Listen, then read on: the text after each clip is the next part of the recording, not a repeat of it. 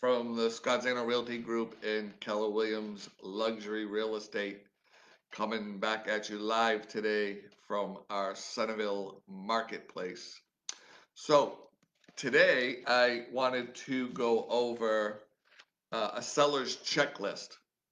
So in order to have a smooth closing, um, the sellers should always be informed, and we're always communicating with our sellers and the attorneys and everybody else that's involved. But to ensure a smooth closing on the seller's behalf, I have come up with a seller's checklist. And I would like to go over that checklist with you now so that you can understand the flow and what needs to happen from start to finish. So if you're a seller and you're thinking about selling, this seller's checklist should help you quite a bit. And let's get to it, okay? So as the seller, your attorney will draw up your purchase and sales agreement and the deed, okay? As the seller, there are gonna be monies coming your way and there are gonna be some expenses.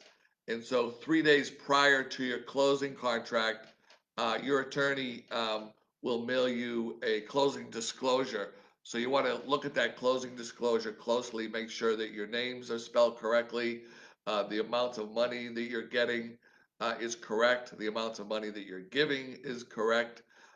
It's a breakdown. Years ago, they used to use a HUD.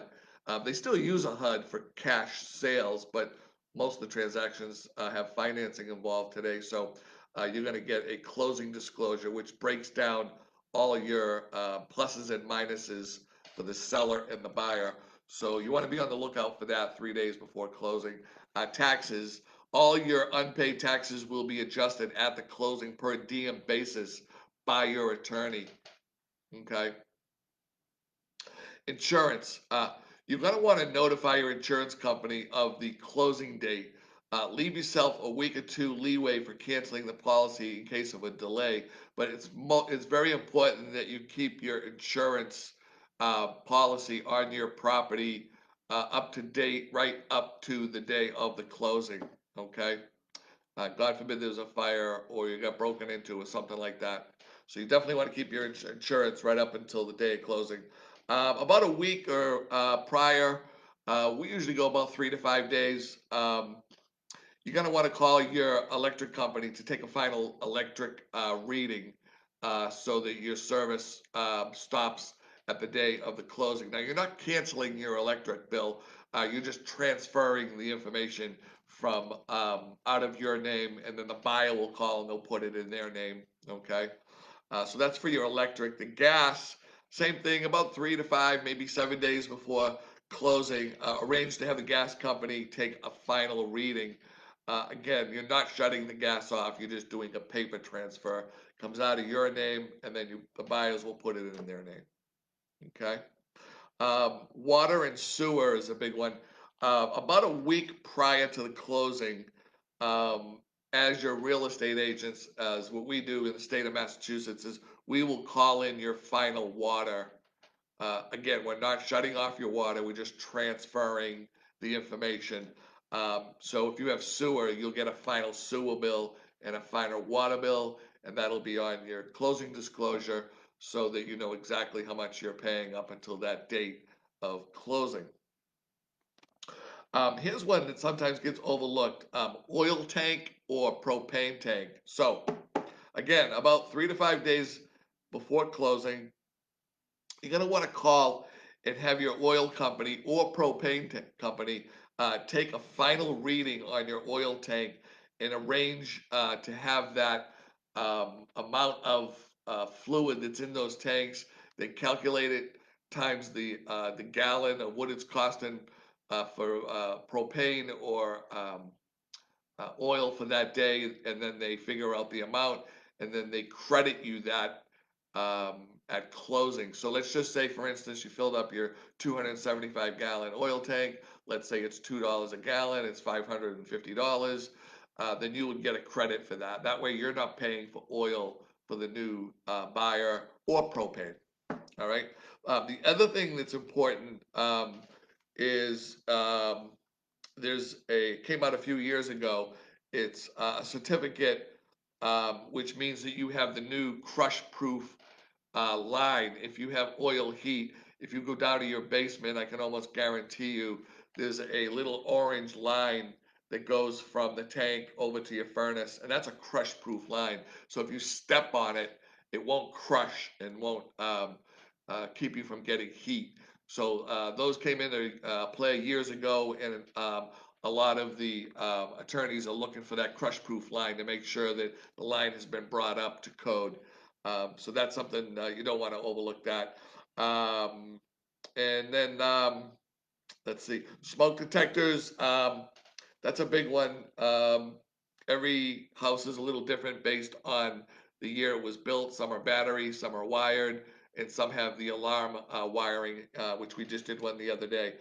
So 2 weeks prior to the closing, contact the fire department, or will contact the fire department, make the appointment, let them in.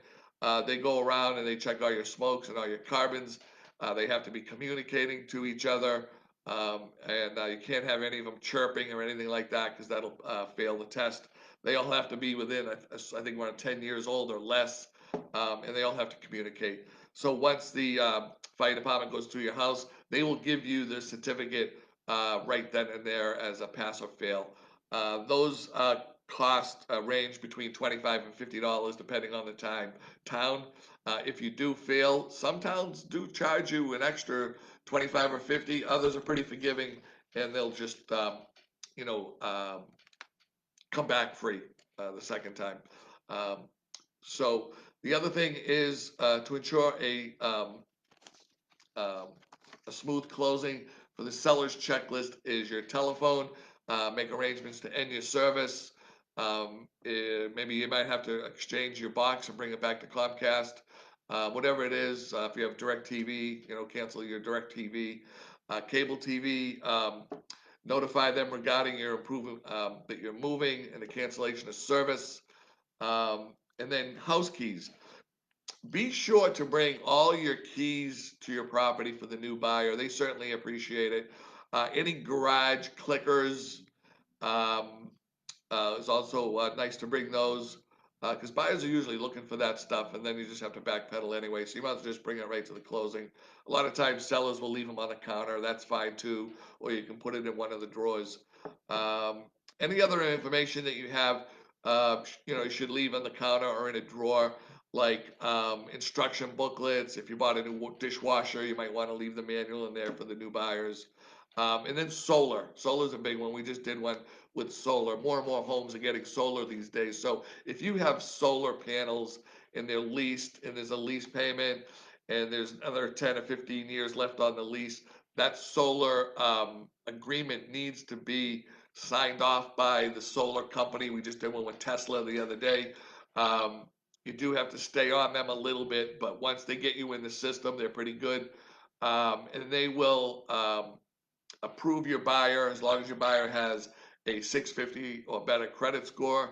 That solar panel warranty automatically gets transferred over. The buyer takes the advantage of the new solar fees and the savings, and it's pretty simple and it's pretty easy. But you do have to get that done. That is very important.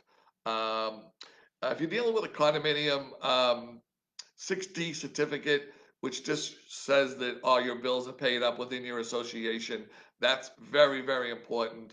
And it's important that um, you or your agent jump on that sooner rather than later, because sometimes there's people that you have to get in touch with and they have to call you back, or they're out of town or on vacation or something like that. So you definitely want to get your 6D certificate in line sooner rather than later. The other thing to ensure smooth closing for a seller is I'm going to give you some tips on your change of address.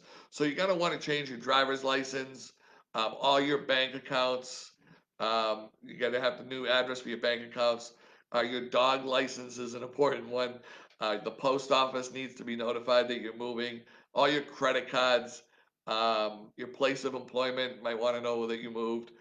insurance companies, health insurance, car insurance, health insurance, all those insurance companies, you got to give them a call, let them know that you moved. And then school, the school should be notified if you have, children in school, let them know that you moved to a new town. If it's within the same town, then I guess you're okay. And what you want to do is bring to the closing is you want to bring like I said, all your keys, your garage door openers. You want to bring uh, um, so your keys and your garage door openers. The other thing is, it's very important, is if I usually get these in advance, it's the fire department smoke certificate. Um, the attorneys need this piece of paper. It's the only piece of paper that if they don't have, they cannot close, and that's your smoke certificate. So what we do is we always try to attend these smoke inspections. We'll get the certificate. We'll make a copy. We'll spin it around to all the different parties, and then we will bring that to the closing. If it's a remote closing, which a lot of them are today because of COVID, um, then what we'll do is we'll drop it off at the attorney's office, and they'll pass the paperwork to the closing attorney and give that to them along with any of the keys or anything like that. The other thing is you also want to bring your checkbook to the closing. If people say, why would I want to bring my checkbook to the closing? I already know, what's going on and how much I'm getting and how much I'm giving, because you always want to have that checkbook there for incidentals, because you never know, something could be, off 10 or 20 bucks. You may have to, write a small check or something like that. But you always want to bring your checkbook. And oh, the other thing is you always want to bring your photo ID. They're always looking for a copy of your license. So there you have it. To ensure a smooth closing and a seller's checklist.